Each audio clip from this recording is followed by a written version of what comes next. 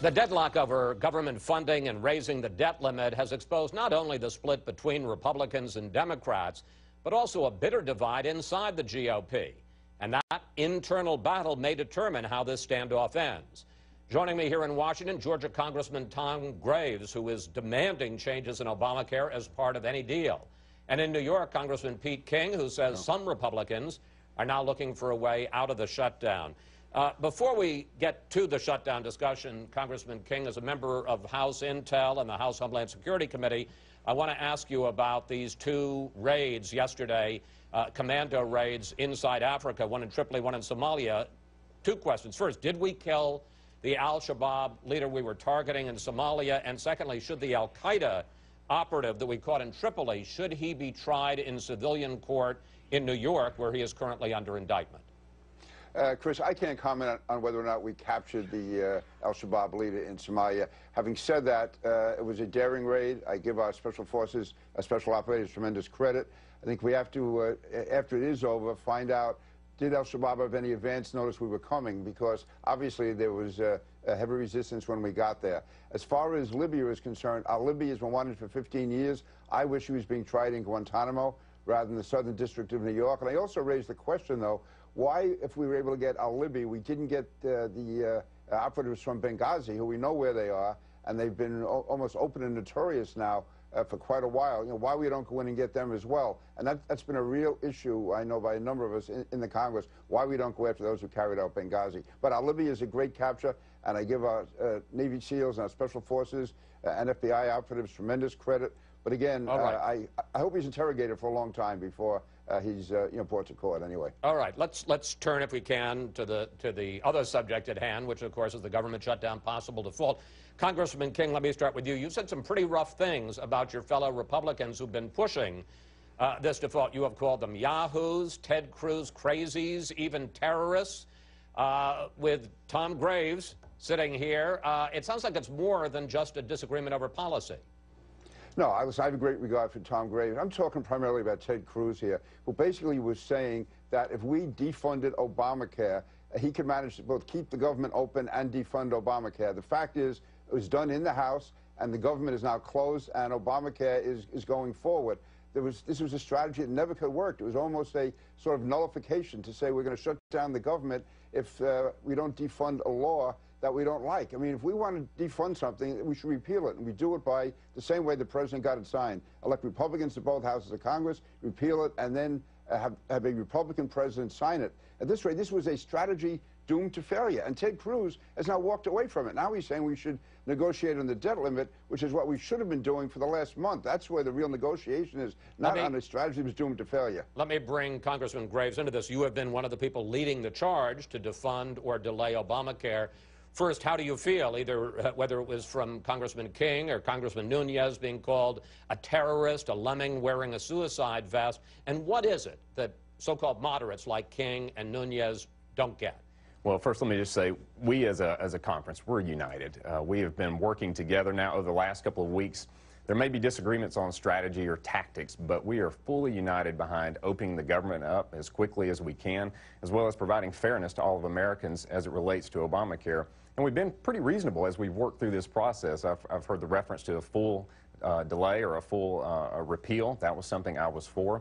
A full defund, likewise, a one-year delay of the entire program, to now just saying, Mr. President, can we not just have one-year delay of the individual mandate and provide the same protections to all of America that you've provided to big business? So what do you, but you say you're united. There are fellow Republicans who have called you terrorists. That, as it relations to tactics and strategy, what I'm saying we're united behind is protecting Americans from the harmful effects of Obamacare and keeping the government open. And the votes of the last week demonstrate that clearly. Well, let's talk about how flexible you are, because there is now some talk among House Republican leaders to pivot away from Obamacare, not to make demands about Obamacare, but instead to focus on the debt and entitlement reform and long-term spending cuts. Would you accept a deal on that to reopen the government and to raise the debt limit if it did not include any changes to Obamacare?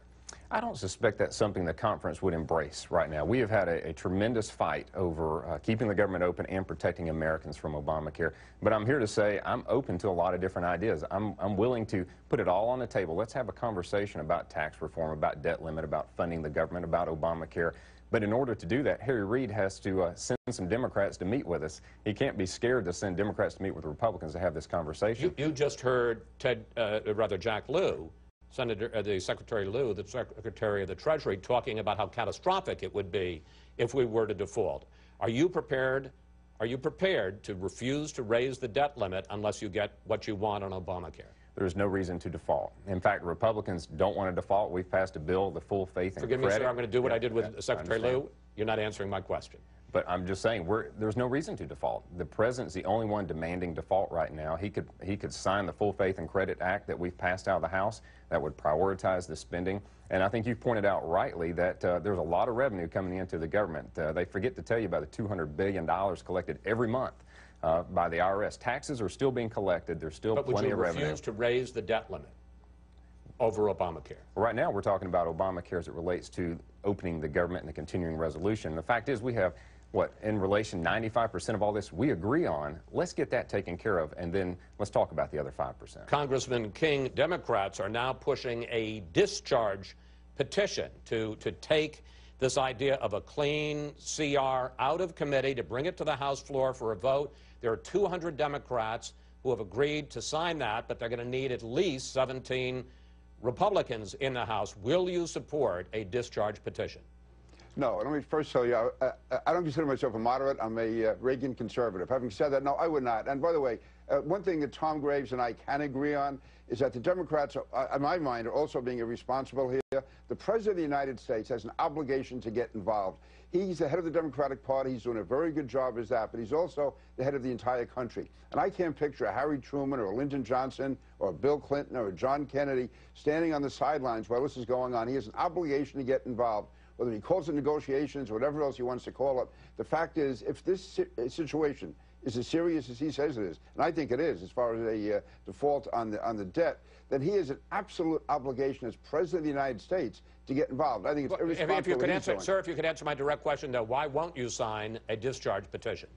It's not going to go anywhere. And also because the Democrats are not bargaining in good faith. You have to get, there's no way in the world you're going to get 25 Republicans to go on that. And having said that, I wouldn't go on it because they are, as I say, not bargaining in good faith here right now. I am committed to making this work. That's why I've been against this government shutdown from the start. And where I disagree with Tom is we are the ones who did shut the government down. Charles Krauthammer called it the suicide caucus. I mean, Wall Street Journal said they were kamikazes. You don't take the dramatic step of shutting down the government unless you have a real strategy and it has a chance of working. This never had a chance of working. We're now almost pushing Obamacare to the side, and we're talking about other issues, and people are still out of work, and the government is still shut down.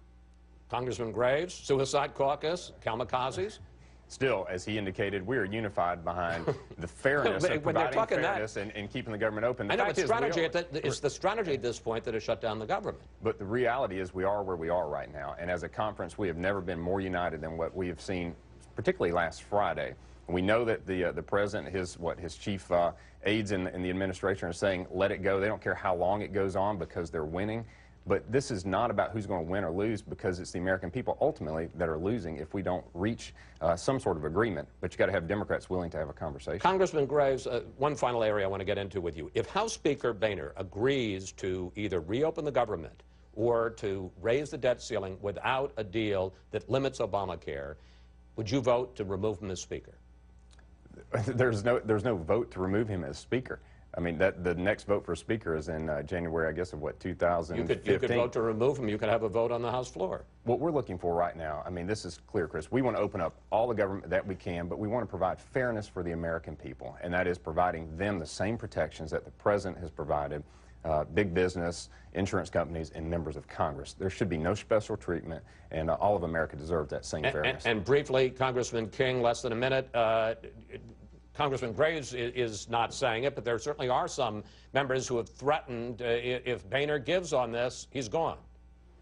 No, I am absolutely committed to John Boehner. I think he's an outstanding speaker, doing the best he can under a terrible situation. He warned us a month ago that if we shut down the government because of defunding Obamacare, it was a no-win policy. John had to do it, ultimately, to keep the party together so we can have a chance of getting into negotiations. But I'm absolutely committed to John Boehner as being the Speaker. He's done an outstanding job, considering what he's up against. He really has different factions within that conference, and nobody could do a better job than he could. As tough as it is, and maybe people have different opinions here and there. Obviously, I've had some disagreements, but never, ever with his ability to be the best Speaker we have. Congressman King, Congressman Graves, thank you both.